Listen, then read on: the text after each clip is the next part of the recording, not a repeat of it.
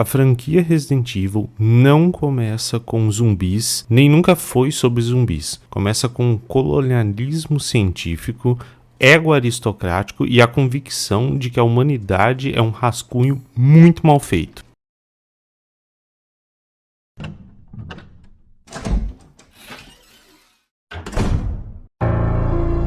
De 1960 a 1970, a Flor, a África e o pecado original.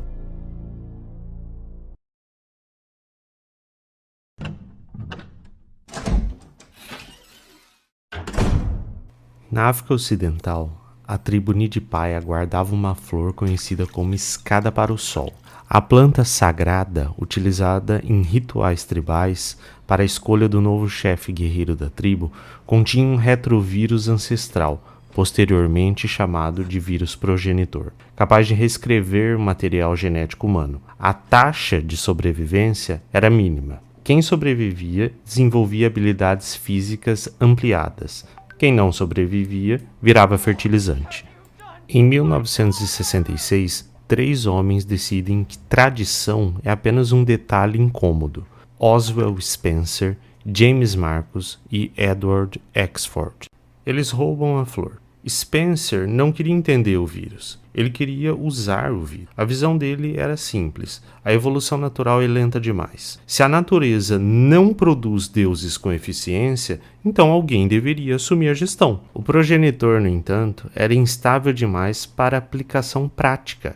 Ele causava necrose celular acelerada e falência orgânica quase que imediata. Era o poder bruto sem qualquer refinamento. A solução: manipular, diluir, combinar e domesticar. E é assim que nasce a Umbrella Corporation, oficialmente uma farmacêutica, extraoficialmente uma fábrica de apocalipse. Neste ponto inicial, temos aqui o mito de Prometeu, versão corporativa. Spencer não só roubou o fogo dos deuses, ele abriu o capital na bolsa. Spencer tenta forçar um advento de Ubermensch de Nietzsche, mas comete o erro crasso de achar que a evolução vem de um tubo de ensaio. Para ele, um super-homem é apenas alguém que sobrevive a um vírus letal e mantém a elegância em um trono de mármore, beirando o fascismo biológico, em uma forma mais pura e cafona.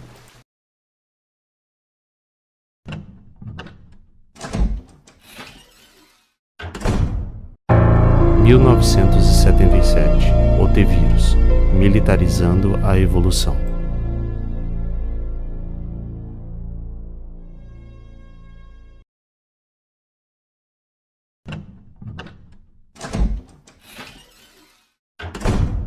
A ética corporativa da Umbrella foi inaugurada com uma nota de rodapé colonialista. Após não conseguirem cultivar a flor fora do seu habitat, eles simplesmente expulsaram a tribo do Jardim do Sol, na África. Uma disputa territorial faria Maquiavel corar, transformando o solo sagrado em um centro de pesquisa gélido. Desta pilhagem, James Marcus, o acadêmico que preferia a companhia de parasitas do que seres humanos, refinou o progenitor. Em 1977, ele injeta DNA de sanguessugas no vírus. Sanguessugas possuem alta resistência biológica, adaptação rápida e regeneração eficiente. A lógica era simples: usar um organismo naturalmente resiliente como amortecedor genético, criando o T-vírus. Marcus acreditava estar no comando, mas a ciência aqui é o aprendiz de feiticeiro de Gautier. Você convoca forças que não podem controlar, e essas forças acabam por devorar o mestre.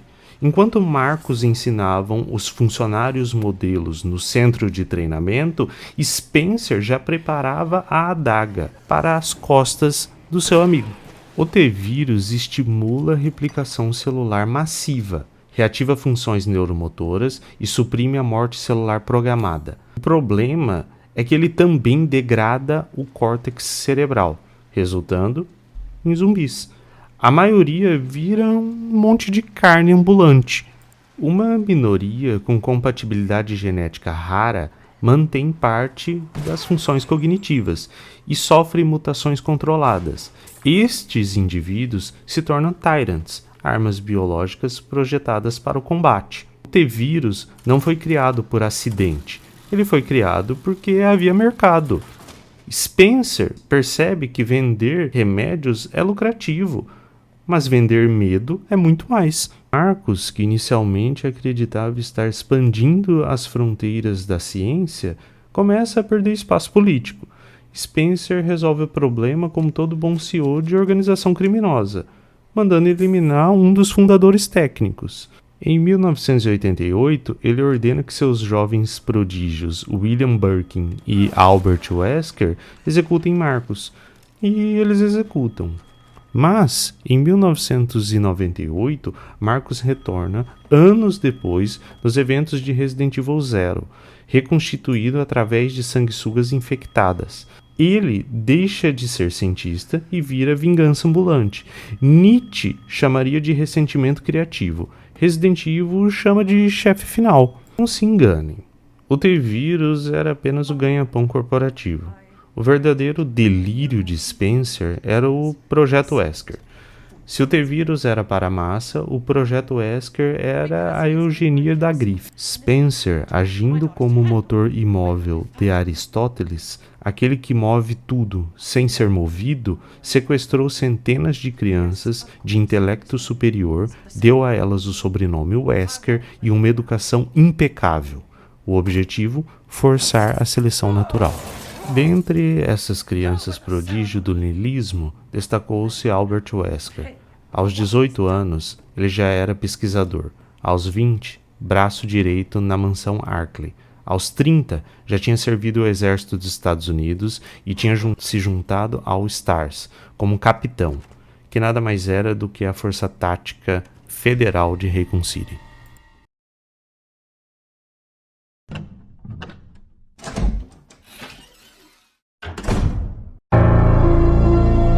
Em 1998, a mansão Spencer, a Torre de Babel com laboratório.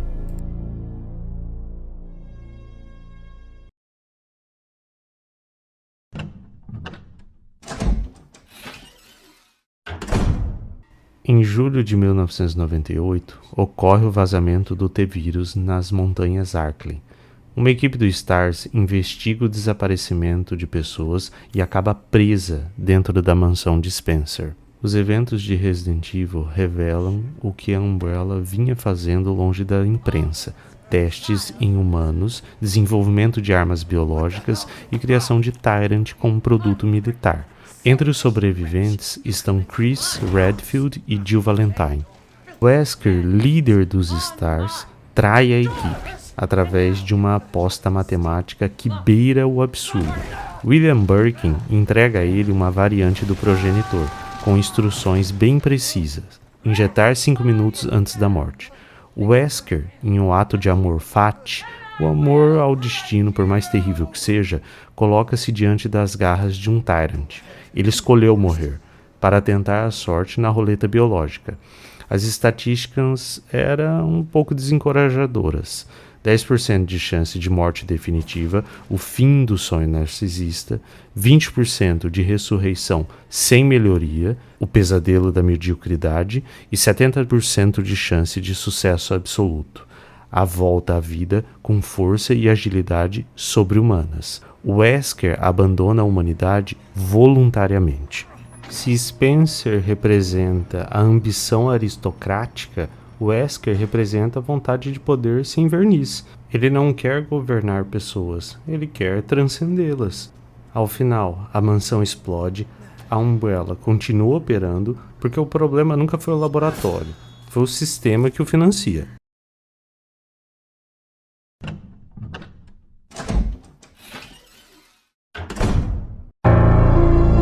Setembro de 1998, Raccoon City e o estado de natureza.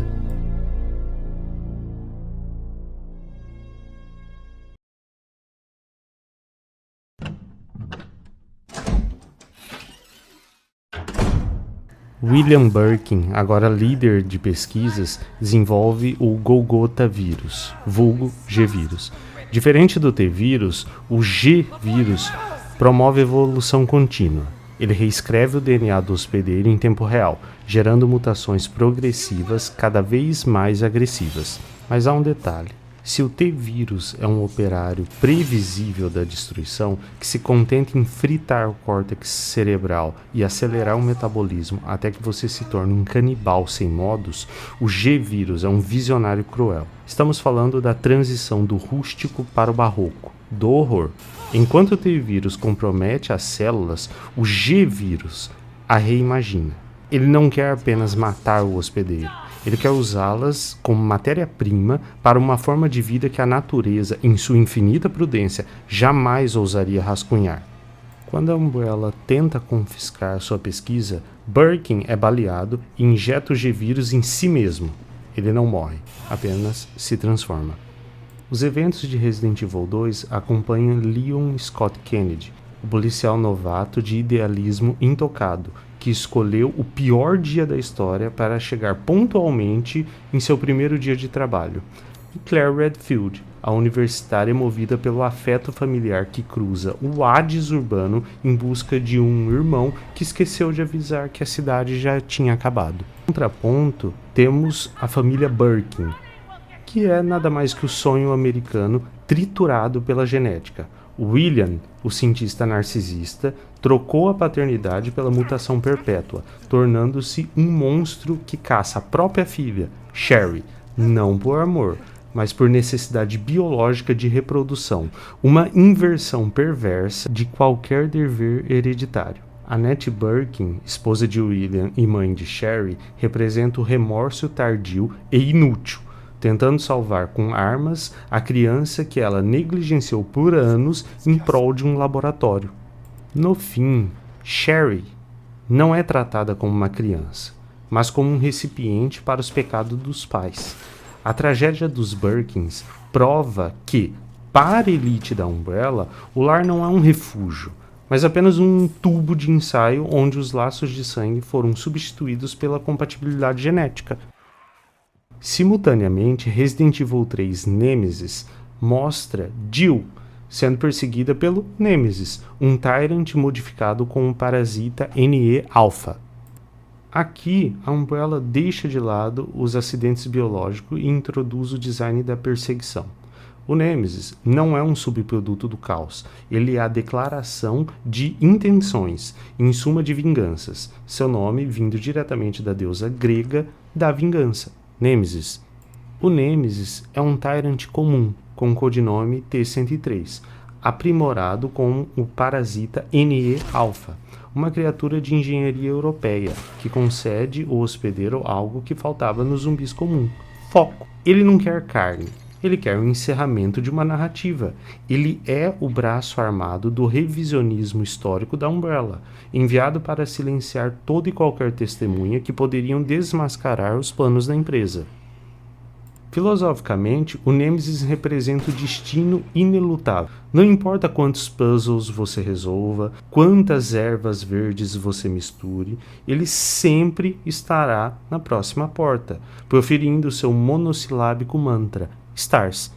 Jill Valentine, por sua vez, é a nossa Sísifo, de farda. Ela empurra a pedra da sobrevivência enquanto a cidade desmorona ao seu redor, sendo caçada por uma entidade que ignora a dor e fadiga. Ela representa a resistência humana frente ao determinismo biológico. O Nemesis foi programado para matá-la. Jill, por sua vez, se reprograma a cada passo como um jogo infernal de gato e rato, tentando se manter viva neste embate. O embate é um duelo de duas vontades, uma força imparável contra um objeto imóvel. A diferença é que, neste caso, esta força imparável da sobrevivência consegue fazer seu objeto imóvel de vingança se mover, atropelando seu algoz e escapando da cidade antes do pior, deixando claro que a força natural de preservação ainda estava levando a melhor.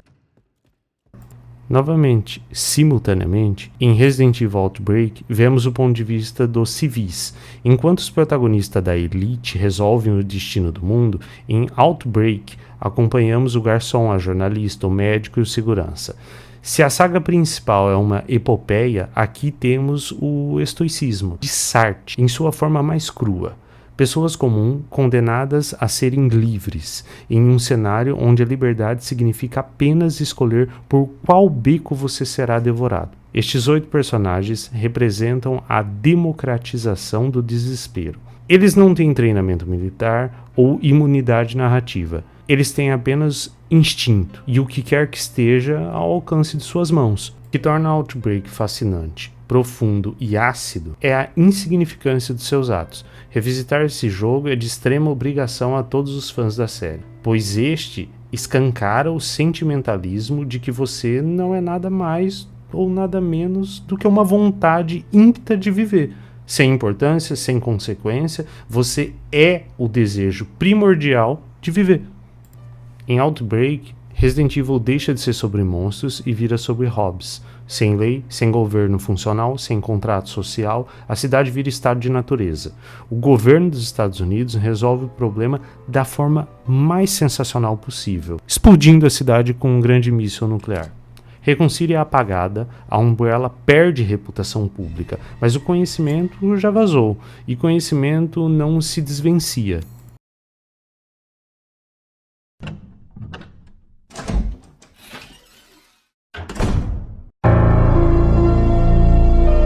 Em 1998, Code Verônica, Aristocracia Genética.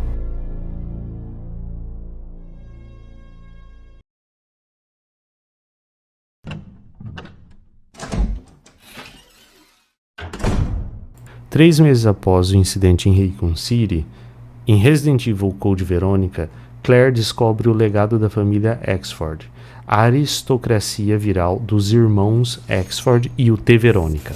Se Spencer era o arquiteto do mal e Marcus o cientista amargurado, a linhagem Axford representava o delírio de grandeza em estado terminal.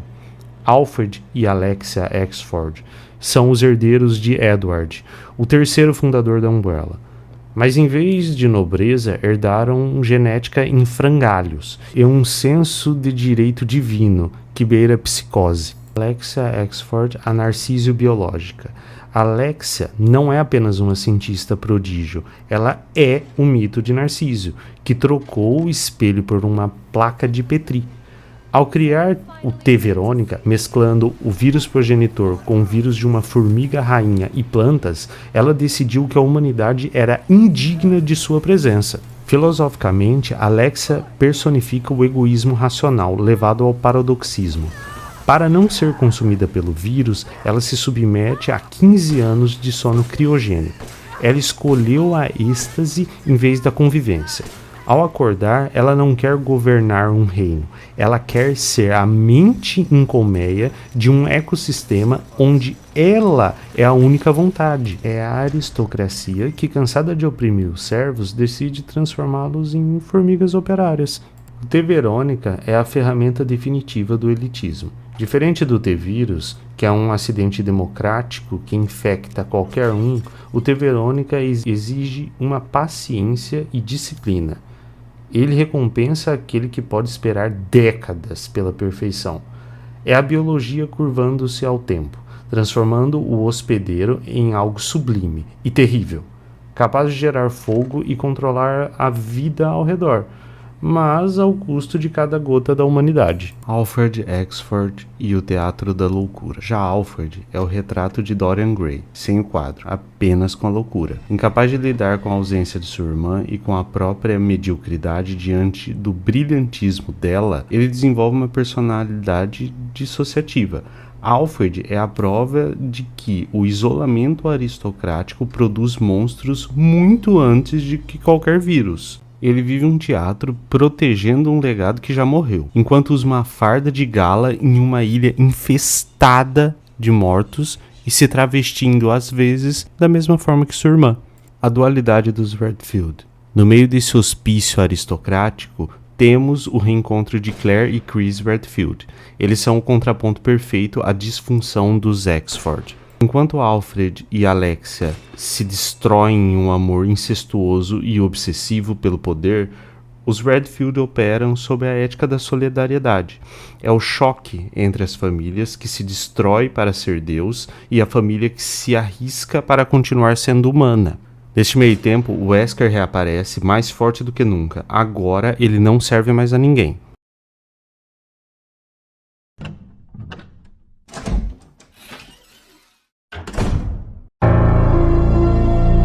2004, La Plagas e o totalitarismo orgânico.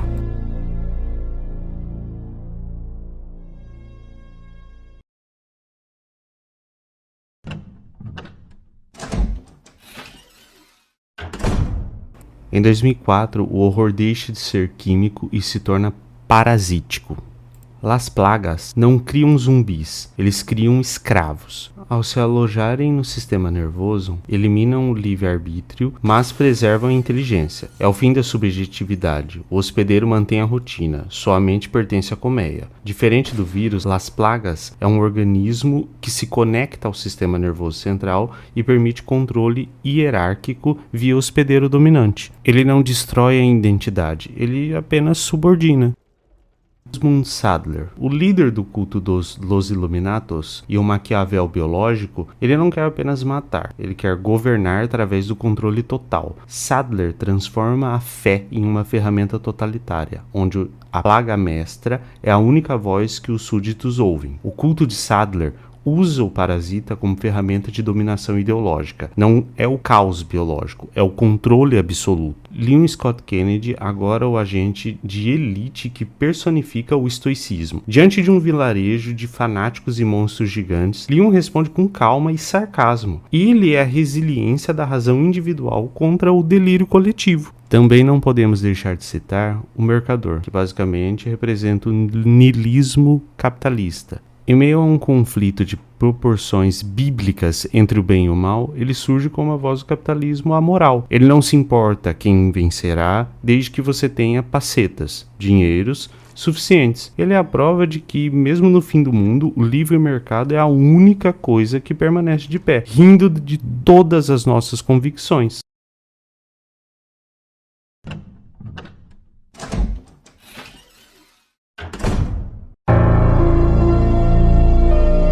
Em 2009, Ouroboros e o complexo messiânico.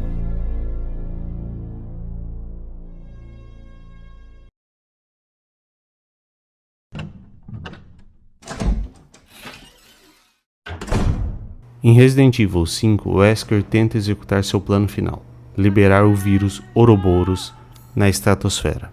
Albert Wesker apresenta o Ouroboros, um vírus derivado do progenitor que atua como juiz eugenista. Ele consome os fracos em uma massa de vermes negros e concede poderes divinos aos escolhidos. Wesker abraça o darwinismo social radical, acreditando que a humanidade é um erro e que ele, como um novo Deus, deve corrigir através do filtro biológico. É a seleção artificial em seu poder máximo. Wesker acredita estar purificando o planeta. Ele não se vê como vilão, ele se vê como inevitável. Chris Redfield, o herói castigado pelo trauma que personifica o absurdismo de Camus. Chris é o Sísifo que soca a pedra do dever contra a montanha de bioterrorismo. O ato de socar uma rocha em um vulcão é o símbolo máximo da vontade humana expressada pelo personagem desde a sua primeira aparição em Resident Evil 1. Quando a lógica do mundo colapsa, resta apenas a força bruta da persistência. O confronto termina com a queda de Wesker no magma. É o fim do sonho do super-homem de laboratório. O homem que quis ser o sol foi engolido pela terra, provando que nenhum delírio de divindade resiste à resiliência de quem luta pelo que é puramente humano.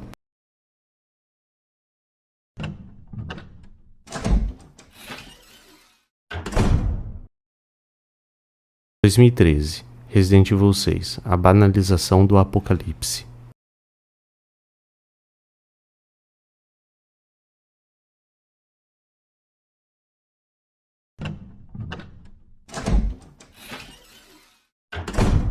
Em Resident Evil 6, o C-Vírus combina características do G-Vírus e do T-Verônica. Ele permite mutações rápidas, formações de crisálidas e preservações de inteligência. Filosoficamente, o C-Vírus representa o niilismo técnico. Não há mais o objetivo de evoluir a espécie, como o Wesker ou limpar o mundo. O vírus é utilizado como uma commodity, seja de vingança ou apenas megalomania. Não há mais um vilão central messiânico, só um livre mercado. Neste meio tempo, seguimos 3 campanhas: Leon e Helena, a ética do luto, representam a tentativa fútil de restaurar a ordem e a justiça em um sistema que já apodreceu por dentro, onde a verdade é apenas uma sombra projetada nas cinzas de uma nova reconcília. Chris e Pierce, o sacrifício existencial, é o embate entre o dever e a desesperança, ilustrando que, em um mundo sem sentido, a única dignidade reside em carregar o fardo do próximo, até que o próximo seja consumido pela missão. Jake e Sherry, a superação da herança, personificam a luta contra o determinismo biológico, provando que o indivíduo não é escravo do sangue dos pais, Wesker e Birkin, mas o arquiteto de sua própria redenção em meio a um caos hereditário. Em suma, enquanto Leon tenta salvar o passado e Chris tenta sobreviver ao presente, Jake e Sherry lutam para que exista um futuro não escrito pelo DNA.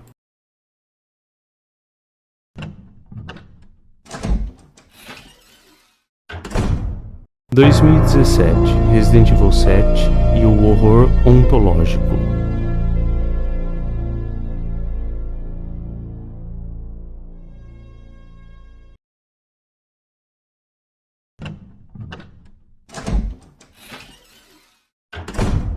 Em Resident Evil 7, o foco muda. Saem os mísseis globais e monstros para focar no horror microscópio e doméstico. Saem os laboratórios de vidro e aço, entram o mofo úmido de uma Louisiana esquecida por Deus. O mofo série E a conexão forçada.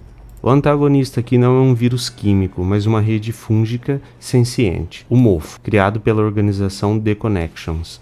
O mofo funciona como uma consciência coletiva. Ele não mata o hospedeiro de imediato, ele o acolhe. Filosoficamente, o mofo representa a violência da comunhão. É o pesadelo de Emmanuel Levinas. Invertido. O outro não é alguém que eu respeito, mas alguém que eu consumo e absorvo. Evelyn, a arma biológica com aparência de criança, infecta a família Baker porque deseja desesperadamente o que nunca teve, um lar. Ela usa a biologia para forçar o afeto, provando que o desejo de permanecer e pertencer, quando desprovido de ética, torna-se tirania. Ethan Winters, o homem comum versus o absurdo. Ethan Winters não é um superpolicial ou um herói de guerra, ele é um engenheiro. Ele é o nosso homem comum de Kafka, jogado em um processo bizarro, onde as regras da lógica foram substituídas por jantares com tripas e membros que se regeneram com grampeadores e soro. Ethan representa a vontade da persistência. Ele atravessa o horror não por um dever patriótico, mas por um amor teimoso. A grande revelação, que só entendemos plenamente bem depois, é que Ethan é a personificação da identidade pós-humana. Ele morreu logo no início do jogo, mas um mofo reconstruiu seu corpo preservando a sua consciência. Ethan é uma memória que se recusa a aceitar que o corpo onde habita não é mais humano. Se o T-Vírus era sobre a morte da mente, o mofo é sobre a invasão da alma. Resident Evil 7 nos ensina que o verdadeiro horror não é o fim do mundo, mas o fim da privacidade biológica, quando o seu próprio corpo se torna hospedeiro de uma família que você nunca escolheu ter.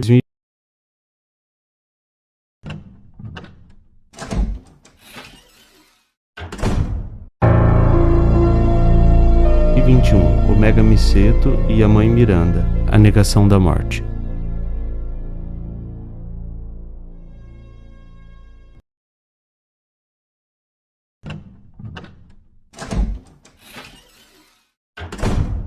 No centro de tudo está o Mega Miseto, uma rede fúngita milenar que funciona como um disco rígido biológico, armazenando a consciência de todos que foram infectados por ele ao longo do século. Mãe Miranda, a grande mentora de Spencer, descobriu essa rede após perder sua filha para a gripe espanhola em 1919. Filosoficamente, a Miranda representa a negação da morte. Ela não busca evolução como Spencer ou poder como Wesker. Ela busca o eterno retorno. Miranda passou um século transformando humanos em monstros através do parasita Cadou, apenas para encontrar o receptáculo perfeito para ressuscitar a sua filha. É a ciência servindo o luto patológico. Quando o amor se torna obsessão capaz de sacrificar vilarejos inteiros para desfazer o passado. Ethan Winters e o sacrifício do eu. A jornada de Ethan termina aqui, com a revelação definitiva.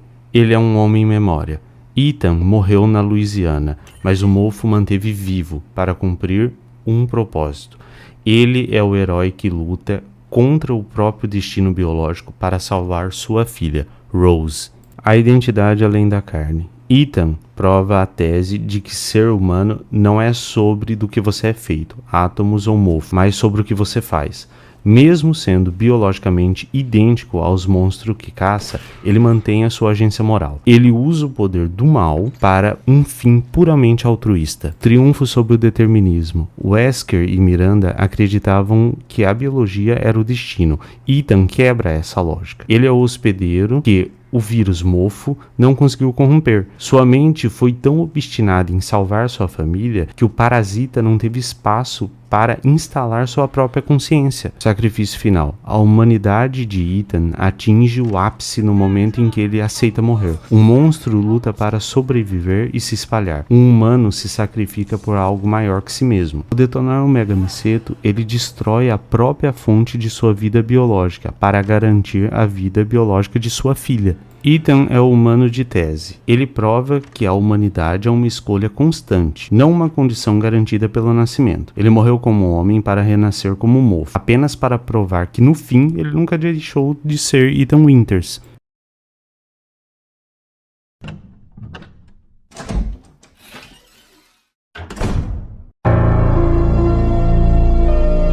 Conclusão.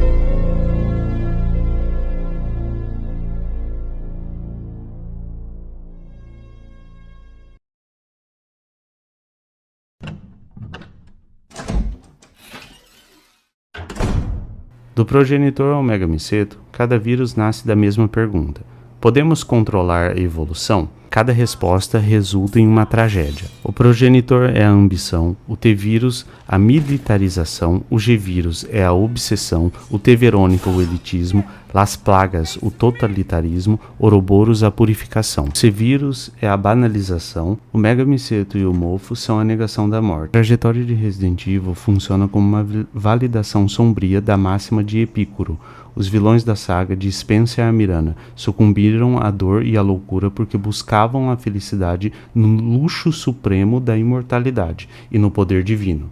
Desejos que Epicuro classificariam como vãos e desnecessários. Enquanto a Umbrella tentava sintetizar a eternidade em tubos de ensaio, ela apenas colheu agonia e ruína. Em contrapartida, a sobrevivência dos protagonistas nunca veio da força bruta ou de aprimoramentos genéticos, mas da satisfação dos desejos naturais e necessários. A lealdade de uma amizade, Chris e Jill, a busca pela liberdade, de Claire e Leon, a proteção do pensamento e da vida, de Ethan. A franquia prova que, em um mundo deformado pelo excesso da técnica, a única felicidade possível e a única forma de permanecer humano reside na simplicidade dos laços que nenhum vírus é capaz de replicar. Resident Evil é, acima de tudo, uma genealogia da arrogância humana. O problema é que toda vez que alguém tenta substituir a natureza responde, e geralmente responde com os dentes.